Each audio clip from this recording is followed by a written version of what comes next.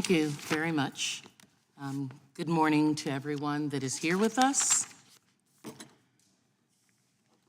Thank you for joining. 2 weeks ago in this same room, we watched as the Republican majority attempted to use the congressional hearing process to intervene in an ongoing Supreme Court case. Republicans here did so by suggesting that they were concerned about how social media companies are bullied by the federal government. In truth, these arguments are operating in the interests of securing an open season where Russia and China can destabilize our democracy at will in the 2024 election. By my Republican counterparts causing people to bully social media companies, they want to allow any and all foreign adversaries to dump lies and misinformation on social media in support of a would-be fascist former president. And now you're back. Why are we back this time?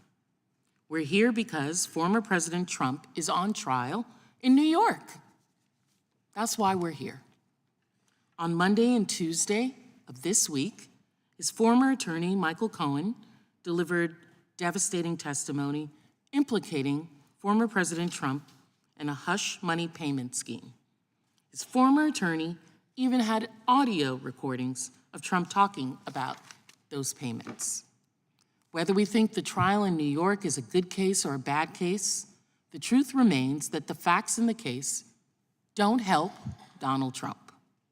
We're here because Donald Trump knows that the evidence against him is plentiful and that the testimony of his literal, as my teenage daughter says, literal partner in crime in this case is harmful to his criminal defense and his political prospects. It's not that complicated. The truth hurts. And here's one. We all know that the former president exacts loyalty from all of his followers, and especially GOP officials and those that work for him. Blind loyalty. And this case is no different. Many of them have hightailed it to New York City to show him that they are with him and standing with Donald Trump. Trump, in turn, demands that every Republican official serve him like the incorrigible, degenerate, spoiled brat that he is, and use their positions to aid his criminal defense. And even after the embarrassment of recent hearings today, Donald Trump and his cronies don't think that the chairman is doing enough. We're here today simply because Donald Trump's sycophants have been taunting the members of this committee on the GOP side and judiciary Republicans for not doing anything tangible to defend Trump against our judicial system. Lackeys like Natalie Winters, a Trump loyalist and an executive producer for Steve Bannon's show, have been mocking Chairman Jordan's leadership of the committee openly. As you can see up there, when the House Judiciary tweeted, "Imagine actually believing Michael Cohen," she retweeted and said, "Imagine actually believing at Judiciary GOP will do anything about it." Just as one example, on Monday, she put that tweet up, and then Fox's Maria Bartiromo and Steve Bannon himself have gotten into the act, and here they are. Why aren't you being louder about this? Why aren't I hearing anything from this committee? I had to just ask you about it, okay? Just let me be clear. Viewers are sick and tired of hearings. They're sick and tired of letters. They're sick and tired of hearing complaints. They want action.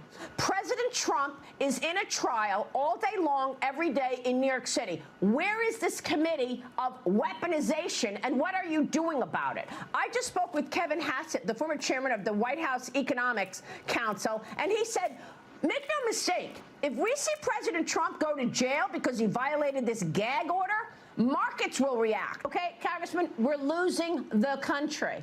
So with all due respect, I'm not blaming you specifically, but it's not enough to set up a committee that's called the Weaponization of Federal Government. That's not doing it for anybody. We want to hear more from you. We want to hear action. We want to know what the heck is going on in this New York trial where nobody can seem to come up with a crime.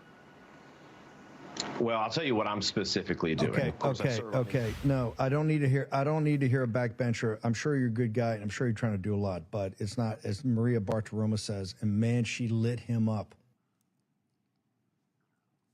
We all heard her. It's not enough to set up a committee just called the Weaponization of the Federal Government.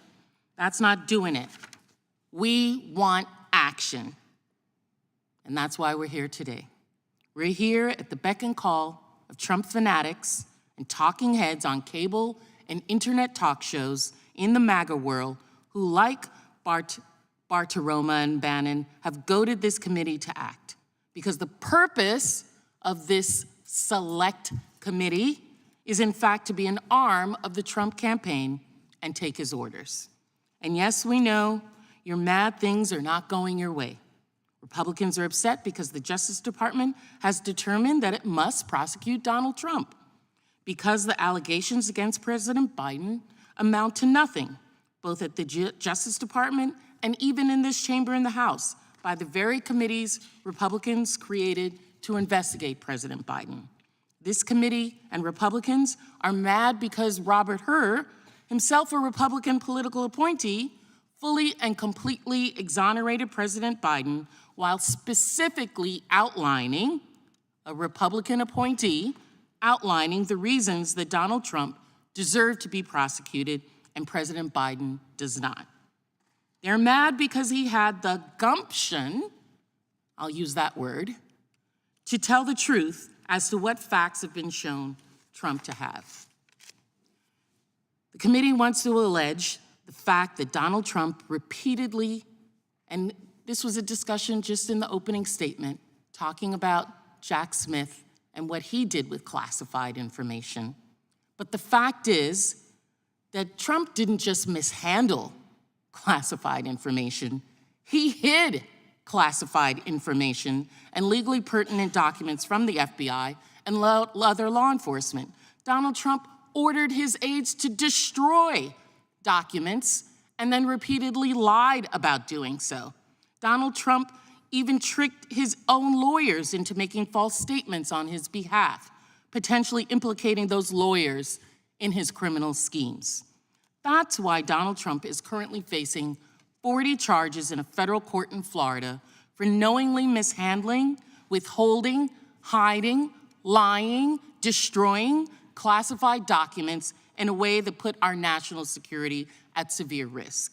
That's why he's facing 34 charges in New York State Court for falsifying business records and making hush money payments to catch and kill information that would be harmful to his reputation and his presidential campaign. That's why he's charged with 4 felony counts, including conspiracy to defraud the United States and conspiracy to obstruct an official proceeding for attempting to overturn the 2020 election. And that's why, despite the machinations and attempted character assassination of a prosecutor in Georgia, that he's charged with 10 counts for attempting to intimidate election officials while trying to force them to accept a slate of false electors, again, part of his efforts to overturn an election. Trump is charged in these cases because there is sufficient evidence to reasonably believe that he committed almost 100 serious crimes. In this country, no one should be above the law. So just for a little legal lesson, I strongly suspect the defendant may be watching, or his minions, or others. No, Donald, even a president can't shoot someone on Fifth Avenue in broad daylight and get away with it. That's not gonna happen. To my Republican counterparts in the majority, you claim that you wanna fight a weaponized executive branch. You do so by calling in far-right witnesses to spew conspiracies about a deep state, or by calling witnesses who have testified under oath that they literally are missing parts of their brain, and another who self-identified as a time traveler from Canada. That, my friends, is the Select Subcommittee on the Weaponization of the federal government, to be the party of law enforcement and be led by a man currently facing 100 serious charges. We fail to understand that we are playing white knights for the most radical fringes of our society, while making frequent references to Big Brother, no less.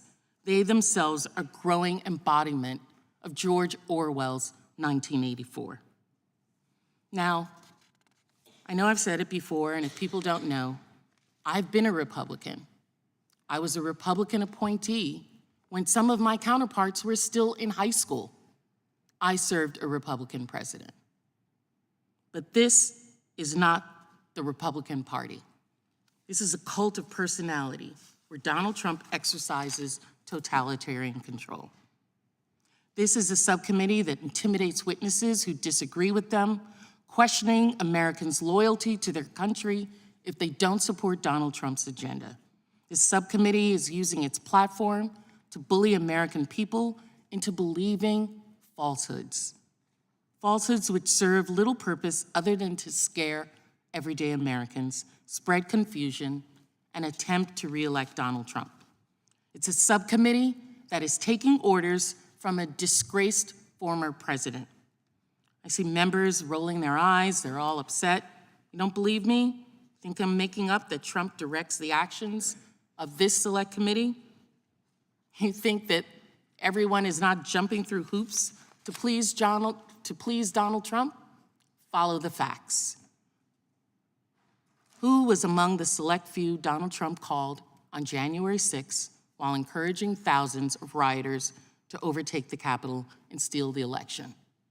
Individuals from this select committee. Members here have refused to answer a subpoena related to that call from Trump and the attack on the Capitol. Members of Congress said at rally after rally, I'm busting my tail to get Donald Trump reelected. We need to make sure Donald Trump wins. It's so important that we stay engaged and help Donald Trump get back the White House. That's what members of this committee have said. And it's our duty to call out bias and hidden agendas of the committee. It's a sham, solely designed to serve, as like we have said before, as the legislative arm of Donald Trump's re-election campaign. That's what this select committee is.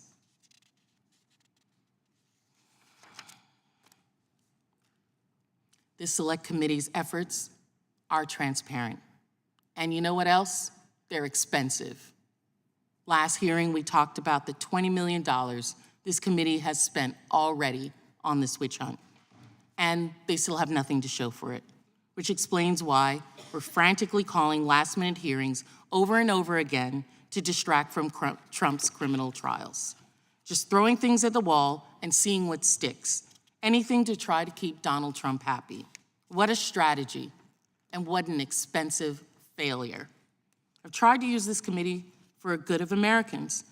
I've talked to the chairman and to others about examining moments in our nation's history when the powers of the federal government have been abused. We have seen reports that the IRS has a real problem of racial bias in its audits. A year ago, the IRS admitted that Black taxpayers are audited at disproportionately higher rates than other racial groups. Are we talking about that weaponization? Is there a discussion about that or any other hearing beyond defending Donald Trump and his election? No. I applaud the DOJ for not giving into political pressure and following the facts where they lead. No one is above the law, no matter how hard this committee tries to make it otherwise. Thank you, and I yield back.